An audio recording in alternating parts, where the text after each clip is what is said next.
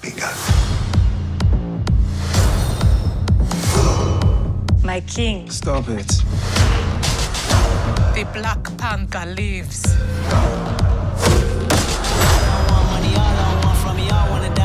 A war is coming.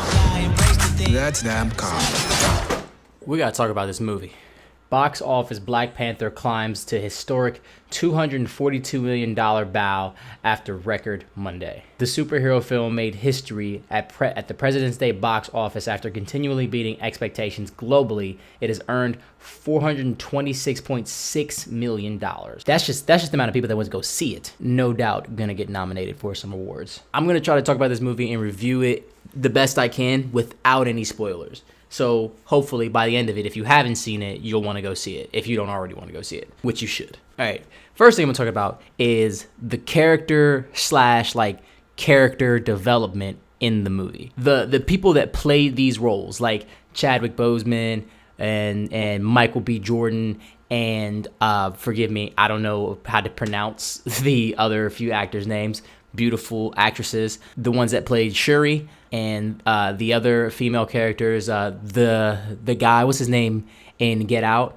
Like I said, I'm not a review guy. I don't know. They played their roles exceptionally, especially Chadwick Boseman and Michael B. Jordan. They play their characters. They are to their characters as Iron Man or Robert Downey Jr. is to Iron Man or Tony Stark. Like, they were born to play those characters. Like, at certain times, like, I forgot that Chadwick Boseman was an actor, and he wasn't actually T'Challa, and he wasn't actually the king of Wakanda. It was rough. Their backstories, especially, I want to hit, like, Eric Killmonger, by far my favorite character in the movie. I love T'Challa. I love everything they stood for and everything like that, but Michael B. Jordan played the hell out of that character. I think everybody loves villains, and to have a good villain, I think you need a few things. I think first of all, they need to have an amazing backstory, which he did. They didn't like dwell too much on it in the movie, so it wasn't like really a slow point, but it was a great backstory, letting you know why the character was doing what he was doing and what he was doing it for.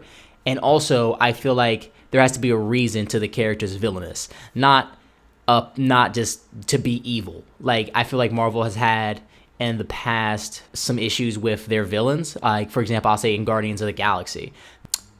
Great movie, awesome movie. I have both of them. I've seen both of them. But it's more about the Guardians in those movies. And there's not really a defined villain. Like, obviously there's conflict, but in those movies, there aren't really defined villains. But in this one, in Black Panther, Killmonger is doing what he's doing for a reason.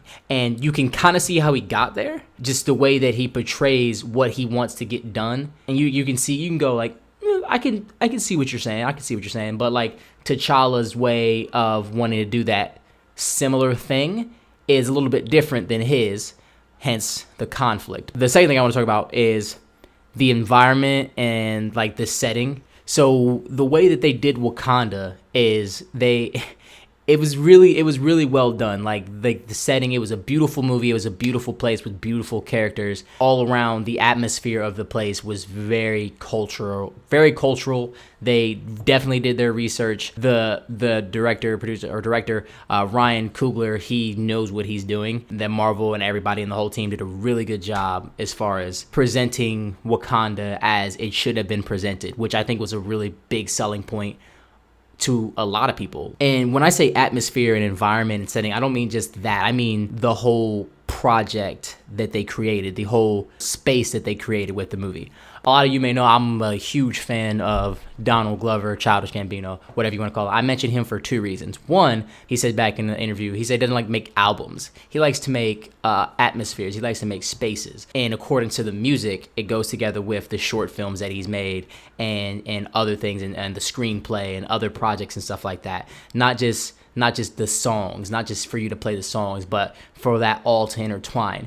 And I think they did a really good job with doing that, because the album for the project, the soundtrack, really well done, produced by Kendrick Lamar. It had a lot of big names on there, Georgia Smith, Khalid, obviously 2 Chainz, all those. The album was really good. And the second reason that I mentioned Donald Glover is because his producer, who's also a composer, very talented man, his name is Ludwig, he produced like the background like sound, like the song, it's called Wakanda. He composed that. In the beginning of the movie, you see like them come into Wakanda, and there's like a song that plays in the background. It kind of like plays in the background anytime you see T'Challa in the movie, or it's just kind of like the background sound and vibe of the film. He studied up. He actually went to Africa to do so. You can see his process all. It's in a Genius video, and I'll link that in below, because it's really interesting the way that they did it, and the effort that they put into making this atmosphere, this movie. This was it was a movement. The movie lives up to the hype. Like, legit. Not a lot of movies do that. Like, a lot of movies get overhyped with the trailers and stuff like that, but this movie lives up to the hype. So I definitely recommend going to see it. And the final thing I want to talk about is that the fact that it separated itself from the Marvel Cinematic Universe. It wasn't just a superhero movie. It wasn't just a big explosion, intense moment, comedy. It wasn't that. There was still some comedy in there, and it was pretty funny. It was like I liked a lot of the comedy they had in there, but it was well placed. It separates itself from the cinematic universe. Like, I told my brother going into the movie, I like, you know what? I feel like we're gonna go sit down and watch this movie, and it just be a really good movie. And then all of a sudden, like halfway through or a quarter way through, we're like, it's also a Marvel movie. There you go. Like, because it's a good standalone movie. And I think Marvel does a really good job of doing that with their movies. But in this case, definitely. Like, it was a great movie in and of itself, period. Let alone, even if it wasn't a part of the Marvel Cinematic Universe, it would still be a great movie. Like, everybody that was a part of making this movie what it is did a really good job. So I definitely 100% recommend it. I'm probably going to go see it again very soon. I might today. Today's Discount Tuesday. Yo, what's up? Yo, bro, I'm recording this video right now. Do you want to see Black Panther again? I was thinking about it. Bro, because it's Discount Tuesday. We can go see it tonight. So, Black Panther. Stay down with no faking. Go up, top down, I've been racing. Go up, she wild, I'm in dangerous. Go up, my crowd in rotation, yeah.